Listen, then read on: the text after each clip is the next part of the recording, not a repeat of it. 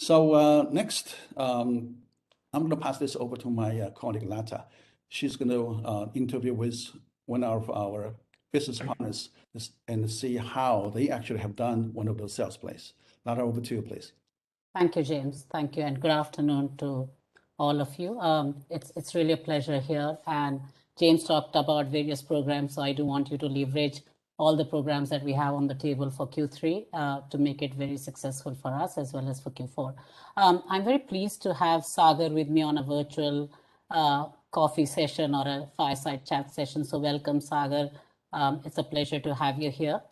Sagar is the CEO of Comsense Consulting.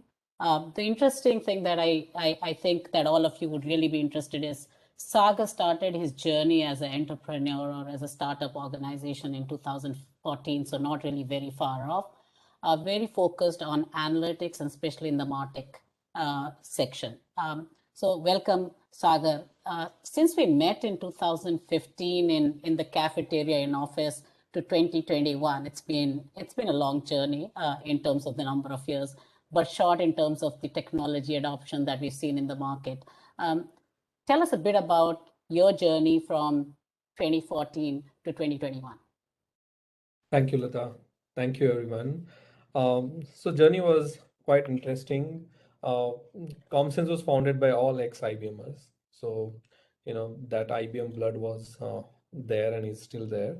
But we started with an MarTech journey. We thought that that's the niche part. But soon we realized that, any technology other than security, right? If we have to stay and if we have to, increase our stickiness, right? Data was the key. So slowly after 2 years, we moved into data, and with IBM's SPSS we started, and then we moved to PCI, and that really helped us to transform our customers' journey. PCI was a product very less used, very less sold, but out of all over the world, I think Comsense sold more than 50% of PCI. And we built a strong team across all the PCI suite, and which is now the Cloud Pak. The more advanced version is Cloud Pak. So from journey from MarTech to advanced customer analytics, and now actually the core focus of Comsense is to build small AI accelerators, use cases. And one thing, Lata, I would like to share here is now we have moved our focus. We no more sell technology as Comsense. We sell, we try to solve their problems. We work on use cases. So all the conversations which we have with our customers is related to use cases, and actual real data scientists, work there. So that's our journey, and really proud of my team, the data scientist and the team. And thank you, IBM, right? IBM has helped us in all ways. And I can see your slide, Sopang, that you're moving from selling to value, right? We are also moving there, right? And we've already moved there, and so that's a good sync. Thank you, Sagar. I think that's a good view for the rest of the audience here. We've all heard of data is the new currency. We've heard of data is the new oil. James talked about data fabric, and everyone in the industry is talking about data fabric. We have 5G being rolled out. We're talking about edge computing, and therefore the amount of data that needs to be really looked at, the amount of information that is there available as we progress from an organization or the end client perspective is very high. What's interesting and what we'd really like to know, and I'm sure the rest of the audience would also want to understand, is what is the client expectation? How mature are your clients, right? How are they adopting the solutions that you're bringing forward? And more than what do they need from the technology, I'd say, what do they need from a solution provider? Because it's not just about technology. So it would be good to understand from you the industry segments as well as the adoption of technology, but more important, what is the expectation from a solution provider? Sure. What we have realized, right, that AI is not selling in market. Definitely there is buzzword, but it is not selling in the market. What is selling is the data related issues, data related pains of customer. So, overall, I think all the customers, the major pain lies across the data, right? everyone, in our case, right, we deal with CMOs, those are our business. So, there is a lot of data which CMO needs it today, right? But it is not available immediately. So they have to rely on CIOs, they have to rely, on different systems, right? So I think today's customer, at least from our domain, and we deal with CIOs as well, right?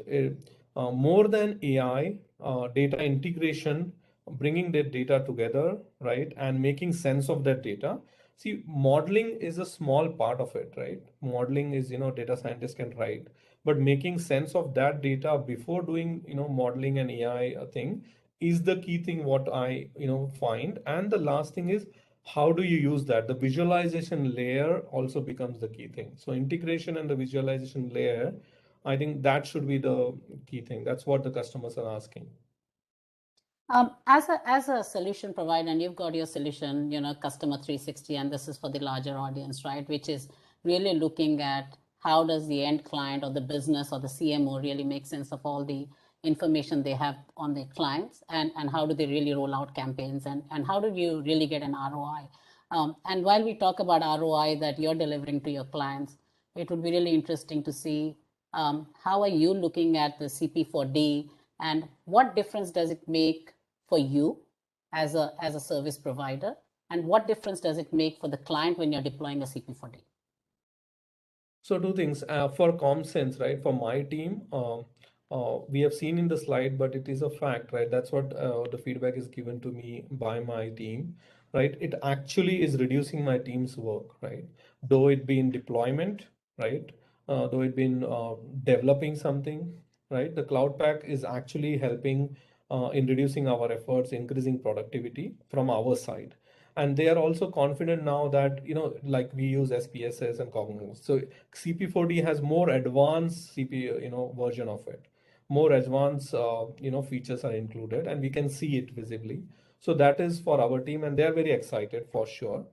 About customer, I think their major concern is about scalability, and that's where I think CP4D is helping. So, for example, one of our customer, they have 350 million customer base, and their transaction having weekly transaction of some 700 million or something for their customer.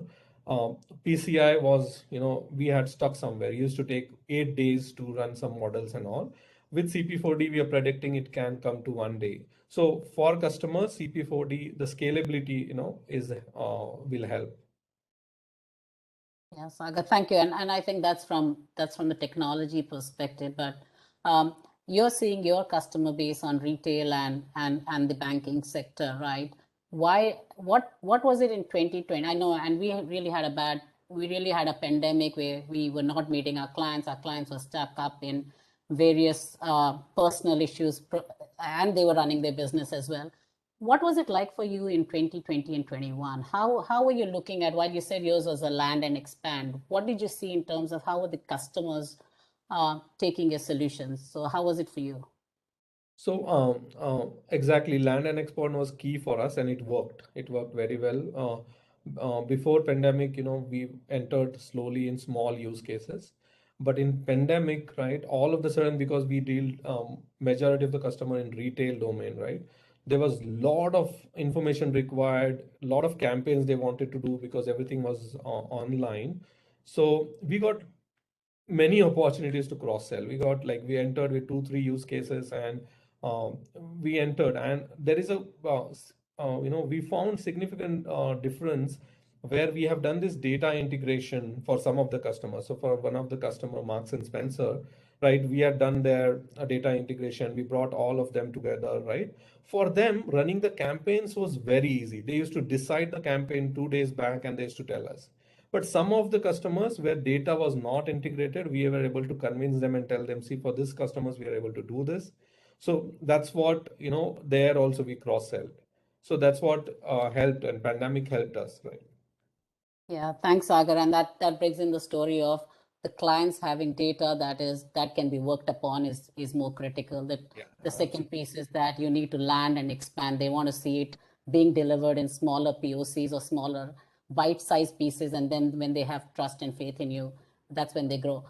My final piece of it is when you're talking to your customers, which are like I said, retail, banking. And as we are seeing a convergence happening between the business and the CIO, it can't be that you're only getting requirements for your customer 360 or something centered around analytics.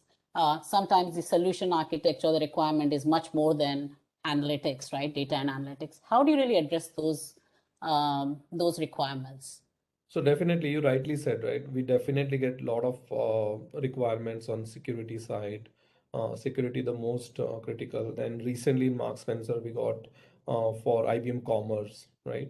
So we get that, and what we have done is, no, as Comsense, due to our relationship, we have some partner connects, right? And we had done P2P program 2 years back. So for that, from that also we have some connects, and so we pass on the deal to them, and it really worked, right? That, and we position that we are bringing value to the CIO, so it works. It definitely works.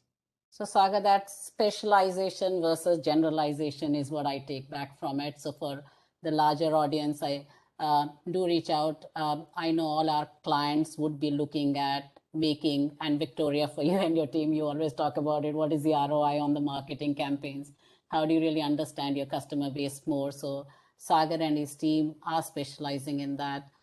So thank you, Sagar, so much for being an IBM business partner. Thank you for coming here. And I do want to hand this over to Kitman. Kitman is